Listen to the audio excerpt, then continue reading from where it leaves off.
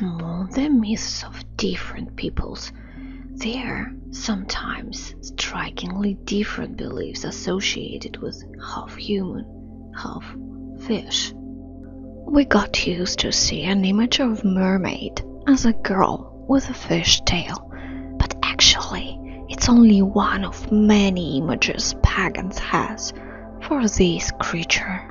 Let's see it closer, dive into the depths and myths, purposes and causes of this underworld inhabitant. Hi, I'm Stacy and we are talking about the other side of Russia.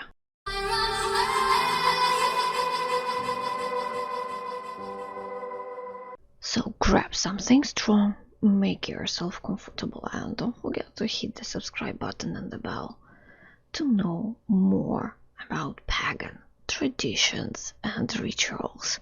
And we are starting. The word RUSALKA, a mermaid, came from the old Roman holiday of flowers and remembrance of ancestors, RUSALIA, or ancient Slavic holiday in memory of the dead, RUSALIA. RUSALKA, or the mermaid, has many names: Болотница, Mavka, Лоскотуха, Лабаста, Водяница. Not every woman or girl could become a mermaid, but only those who died with wrong death, committing suicide, newborn killed by their mothers, cursed, born dead babies, could be even men, died during the week of mermaids, Русальная неделя. But more often it was an caged woman drowned in a lake, or a girl drowned herself because of the unhappy love.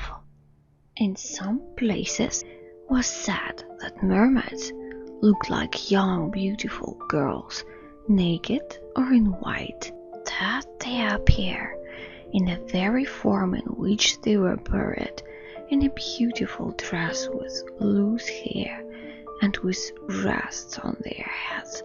This is how the Slavic dressed the dead girls, as it's arranging a symbolic wedding for them during the funeral. In other places, mermaids were represented as ugly, hairy women with saggy breasts, which they threw over their shoulders. Mermaids were described as curly-haired, hunchbacked and old, covered with wool, with breasts like stones and iron cheeks. They walked naked or in rags, holding a stick, poker or pestle in their hands. Mermaids live not only in water. From the first days of June, Mermaid's Week, they came out and go to the fields, woods and copses. They choose bushes over the water, willow or a weeping brick, where they live till the autumn. At night, with the moon shining brighter than usual for them, they sway on the branches, dance with songs and games. Places they run and played, the grass grows thicker and greener, but they are doing a lot of harm as well.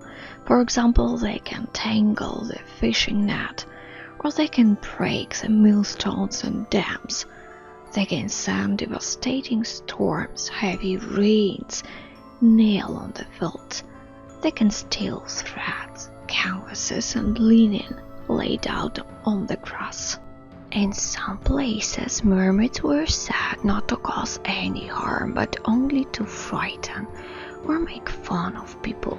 However, the vast majority of beliefs refer mermaids to dangerous spirits who pursue people, strangle or tickle them to death, lure them to water and drown them, turn them into animals or any objects. They could even take a baby left in the field by the reaper. In such cases, there are numerous ways to make mermaids harmless to people. people and household. It was believed that they were afraid of iron, so if she's trying to take you under the water, just prick her with a needle or a pin.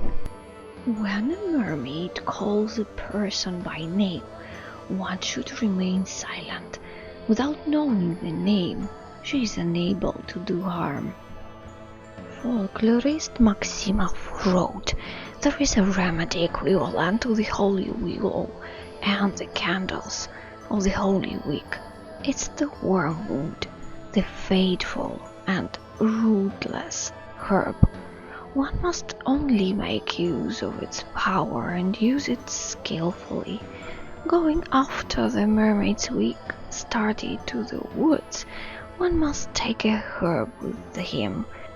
A mermaid will certainly run up and ask, 'What do you have in your hands, wormwood or parsley?' 'Wormwood.' 'Hide under the paling,' she shouts loudly and quickly runs past. This very moment you should throw this herb directly to the mermaid's eyes. If you say parsley, the mermaid will reply, 'Oh my darling,' and will start tickling until the man falls at the mouth and falls down dead." To prevent mermaids' harm during the mermaid's week, people observed special prohibitions which in many respects coincided with the funeral prohibitions. They avoided weaving, sewing, didn't do any work in the fields or in the garden, didn't repair the stove or the walls of the house, didn't go to get firewood from the forest, and so on. At night they left dinner on the table especially for the mermaid, and they left their clothes on the nearest trees or on the fence near the house. By the way, one of them could be grabbed by the hand and bring her home. Mermaids willingly do all sorts of feminine housework, and at the same time do not grumble and eat only steam. However, they only live in the house for a year, and the following week they are free and hide at the bottom of the river. Family and married life is also quite real with the mermaid. To make it work, she must tickle her chosen one to death, take him to the bottom of his own home, whence the spouse will come to life. He will spend the rest of his life in luxury. Mermaid weddings are held only in the shortest nights. After the mermaid's week, the mermaid's farewell party was held. For this, the whole procession was involved. In various places, the mermaid was buried in her own way, in the form of a doll or a girl in one shirt. For the last time mermaids were allowed to appear on Earth on the night of Ivan Kupala, after which they grew silent until the next year. Hope you guys enjoyed the video. Give the thumbs up or down as you feel it to be. Subscribe to the channel if you aren't already, and leave the comment down below. That really helped me to move further with the channel. And I'm leaving you na po solo. See you in the next video. Bye.